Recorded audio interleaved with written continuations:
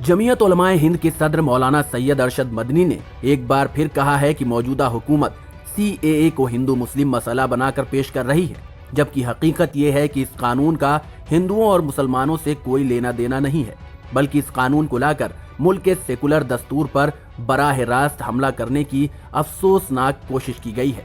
मुंबई की तर्ज पर हैदराबाद में मुनक्किद तहफ़्फ़ुज़ जमहूरियत कॉन्फ्रेंस से खिताब करते हुए मौलाना मदनी ने कहा कि ये मुल्क का सेकुलर दस्तूर ही है जिसने पूरे मुल्क को इत्तेहाद की एक डोर में बांध रखा है, मगर अब इस डोर को काटने की दरबरदार साजिशें हो रही हैं, जिसको हमें समझने की जरूरत है। मौलाना अरशद मदनी ने दिल्ली में हुए फसाद को लेकर भी हुकूमत पर जमकर निशाना साधा। मौलाना मदनी ने कहा कि मुसलसल 3 रोज तक कत्ल व गारतगिरी का बाजार गर्म रहा और हुकूमत सोती रही। पुलिस ने भी अपना फर्ज नहीं अदा किया, चुनांचे फिरका परस्त अनासिर जो कुछ कर सकते थे उन्होंने किया।